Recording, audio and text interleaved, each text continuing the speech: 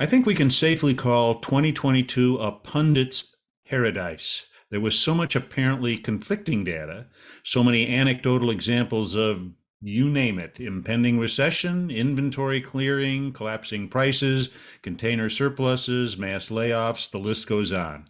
So you could predict anything you wanted. You could always find an anecdotal evidence for whatever case you're trying to make. Last year was the perfect Petri dish for rampant analysis based on flimsy evidence, and we had no vaccine or antidote strong enough to withstand it. So now that 2022 is behind us, what really happened? And what might be next?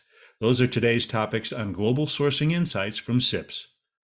Joining us today is Dr. Jason Miller, Interim Chair of the Supply Management Department, Broad College of Business, Michigan State University. Welcome to the program, Jason. Hey, thanks for having me on. Yep, we have a lot to talk about. The big question is still interpreting the mixed signals from 2022. We didn't suffer a hard landing, nor have we actually made a soft landing from high inflation. However, we do seem to be circling the airport, you might say, and maybe even on final approach. So what sort of landing will it be, and how might supply managers prepare for it? These are big questions, I know, and there's no certain answers, but I think this is a good time to take a long view. So what does the data tell us? Where did we hold ground or gain ground? Where does the pain persist? What are you thinking?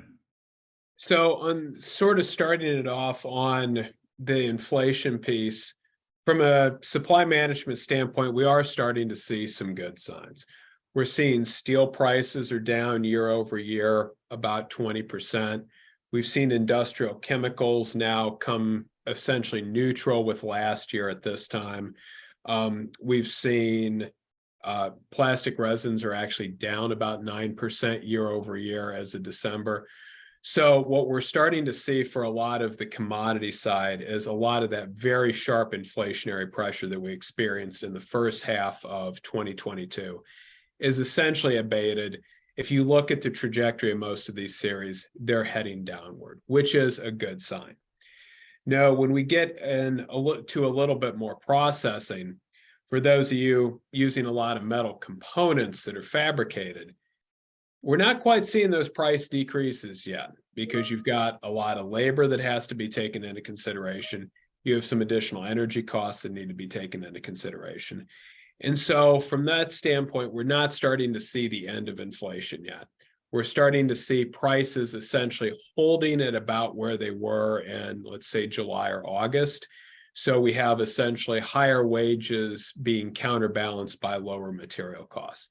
So give it a few more months, we should be effectively neutral. Well, now So at some point, we're also going to be working on a basis that's higher because when the whole inflation started, I mean, we were really feeling it in the second quarter of last year. So the year over year number should be just improving because we have a bigger base. no, exactly. And that's something to keep in mind is there's both looking at the year over year changes in these things, but also just, I'd say if we're thinking from a budgeting standpoint, where are they compared to before COVID? Okay. And looking at both comparisons, let's say 2019, how much higher are we than that? That's where looking at something like steel is so powerful because yes, steel is down 25% year over year, but it's still 70% more expensive than what it was before COVID hit. So that really changes our perspective of that. On sort of the broader economy, there are sectors right now that are sending extremely troubling signs. Single family housing, effectively January through about April of 2022 was really strong. And it then fell very sharply, especially in the fourth quarter of 2022. We effectively took ourselves back down to where we were in 2017-ish, 2018-ish, 2019-ish for single family housing. The question now is, do we fall further or have we flatlined? December's data sort of showed a leveling off. We actually had an increase in seasonally adjusted housing starts. We had an increase in homes sold, existing homes sold, again, seasonally adjusted. So possibly some of the worst is behind us. We're starting to see mortgage rates come down a little bit. there's starting to be this sense that if inflation's a little bit more under control, the Fed doesn't have to raise interest rates as much. So possibly we're kind of at the bottom on the single family housing side, but it's a little too early to tell. The reason I emphasize that sector so much is it draws so much demand for things like large appliances, for furniture. Much of that is imported. When you look at the sharp drop in US imports, containerized imports over the past 4 or 5 months, you can sort of pay, almost zero in. It's things like furniture where we were importing 30 and 40% more than our 2019 level. We're now basically back to 2019. Large appliances like washing machines, we were importing double our 2019 level up through the first quarter of this year. We're now only down to 20% above that, but it's crashing down very quickly. And so a lot of that import dynamic that we're seeing, it's related to the cooling of that single family housing market. And so as we move into 23, if we can get some of the inventory overhangs addressed, that'll help. And then from a manufacturing side right now, the last couple months of data has admittedly been very troubling. We've seen PMI readings in contractionary territory. We've seen the Federal Reserve Board's industrial production indices for manufacturing, which measure physical output, declined 1% in November, seasonally adjusted, and then 1.3% in December, which is a very sharp decline. And so we have seen manufacturing activity in the US slow down. The positives as we move into the year, Europe is doing better than I think anyone anticipated economically. And we have a wild card that is what happens in China in about 2 or 3 months once they really come out of COVID. And the reason that where I say it's a wild card is the same sort of abnormal savings dynamic that occurred in the US at the start of the pandemic, that is occurring in China. So we're going to have Chinese consumers coming out of this pandemic with more money than they've ever had.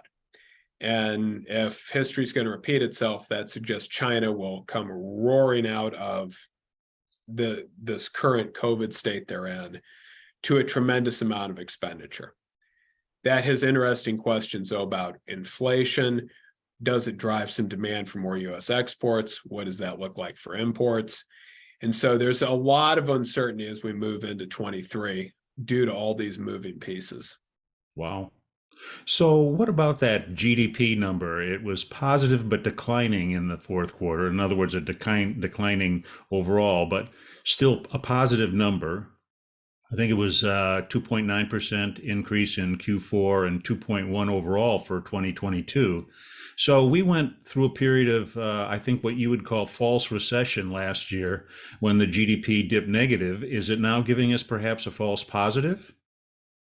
Yeah, so the one thing with GDP as we think about it from an industrial standpoint is the last quarter's readings were really helped by the fact that import volumes slowed, which from, let's say, a freight market standpoint is a bad thing if I'm a domestic US trucking company. And also because we had positive inventory acceleration, and that always creates a question of, are we essentially building up the correct inventories in this case? And so I'm not that thrilled about that reading until we get sort of a better sense of things. We do still have some sectors of the economy like motor vehicles where inventories are still 20% below where they were before COVID. And so we still have a lot of backlog of demand to address. But I think the one sort of lesson is when we take a look at GDP data, as you mentioned, the first 2 quarters of this year were negative GDP readings. Of But 2022. certainly, Yeah, what's that? 2022. Of 2022. Yeah. First 2 quarters of 2022, negative quarter over quarter GDP growth. But those were certainly much stronger markets for, let's say, freight transportation companies than what the last 2 quarters have been, even though those are positive GDP numbers. And so that's why I'd always tell you, it's hard to read that much into GDP from a supply management standpoint. Yeah, yeah. So looking ahead now, category managers are likely asking some key questions. How reliable are my demand forecasts going to be? Can I make any reasonable forecasts of what I'm going to need to buy over the next 12 months? Have things stabilized in any way that we can start making long-term decisions, or are we still sort of in the spot market, as it were? I think things are stabilizing, especially in certain sectors. Take aerospace as an example. If you're in the aerospace sector, 2023 is shaping up to be a very good year. We've got a tremendous amount of demand for air travel coming back, spurring demand for aircraft. And so we can project that sector is going to have a good year, barring some completely unanticipated event.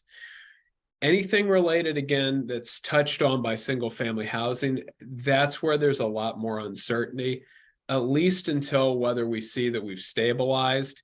And if we end up stabilizing around 2018, 2019 levels of activity, we know what to go back to. And that's on that front. Motor vehicles, again, it looks like it's going to be a pretty good year. We've got tremendous backlog demand. Where we get a lot more, I think challenges is, let's say, if you're doing a lot of importing, we have a lot of wholesale sectors like furniture, household appliances. Both those sectors have a lot more inventories than they normally would given their level of sales. And so that's where I think we have more challenges, where we have to have an inventory drawdown take place before we have more demand being spurred. And it becomes very difficult to predict how long those drawdowns are going to take. A lot of the numbers we're hearing now are hopefully by the end of the second quarter, we'll see those drawdowns have taken place, but we have to take that a little bit with a grain of salt. So maybe it takes more into the third quarter of this year for those inventories to get adjusted. Okay. So what about shortages? Are there going to be materials and services available when and where I need them? Looking both at supplies, things, and also transportation. It sounds like the transportation log jams have pretty much dissipated at this point. But do you see any supply hotspots? So on the transportation side, we're looking much better than we were last year at this time. The one wild card is always the railroads. I mean, we've had Union Pacific having a lot of embargo issues as an example. So rail is always right now the wild card. Trucking capacity is plentiful at the moment. Ocean capacity is plentiful. The carriers are doing a very aggressive job of trying to blank sailings, for example, to try to balance supply with demand. So transportation capacity wise, feel pretty good. As we have more air travel, that increases air cargo capacity. Air cargo demand has fallen a little bit, so that's looking better. On the shortage side, we're getting better. Census Bureau data is indicating that. Hopefully by the end of second quarter of this year, I have a sense we should be back to kind of 2018 levels where, yes, there were sporadic issues of tightness, but it's better than it is. I mean, we still have commodities like carbon dioxide has come up as shortage issues. Nitrogen, I've heard mentioned more than once or twice. Um, Party balloons. What about helium? yeah, helium. There's another one. Um, but so that's where we still have some issues. Like we're not out of the woods yet, but it is seemingly getting better. Labor is still tight. That is the one aspect that has been, I think, surprising, given we can feel the economy cooling, but the labor market still really hasn't cooled that much. I tell everybody in the industrial sector, don't be fooled by layoffs in tech. That's not us. That's not the labor market. And we still have incredible tightness from a labor market standpoint. Yeah. And so until we start to see that ease, it's going to be difficult to really make a prediction that we're actually in a recession. Because the labor market really is, whether we're in a recession really is whether the labor market is losing jobs. Okay.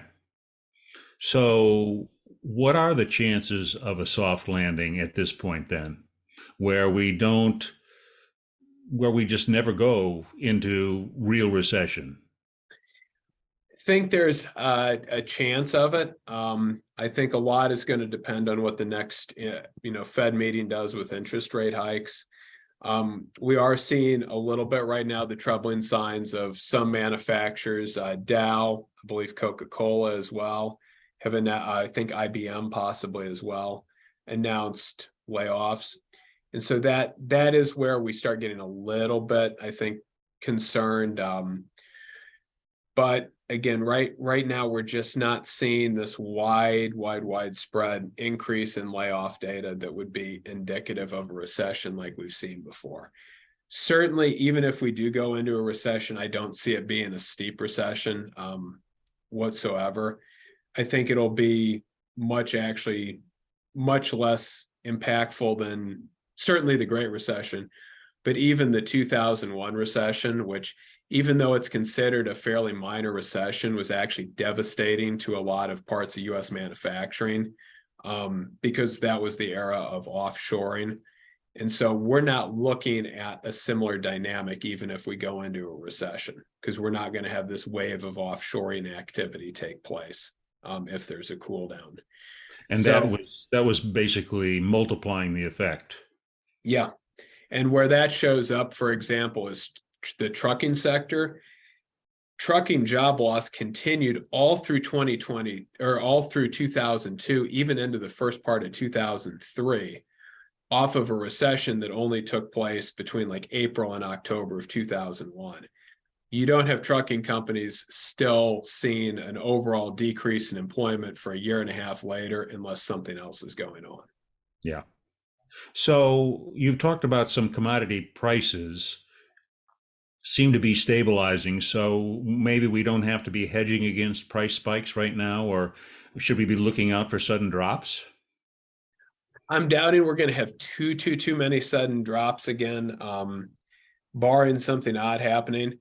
On the commodity side, again, the wild card right now is China's sleeping with COVID. What happens when China comes roaring out? And so for things like copper, things look better than they did last year at this time, but that doesn't mean we're out of the woods yet, depending on what happens there.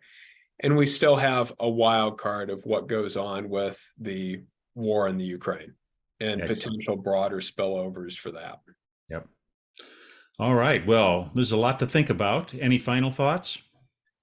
Not really, other than just wishing everybody stay safe. And again, right now it's just a matter of, I'd say, playing wait and see what the next month or so of data brings us to really start informing what does it see 2023 is going to be shaping up. The All one right. thing I think a lot of people will be looking at is oil purchases by China to get a sense for when they'll be coming out of their current COVID epidemic. Yep. All right. Well, however it goes, we'll be coming back to you to interpret the data for us. So thank you very much. This has been Global Sourcing Insights from SIPS. I'm Bob Rossback. Have a great day.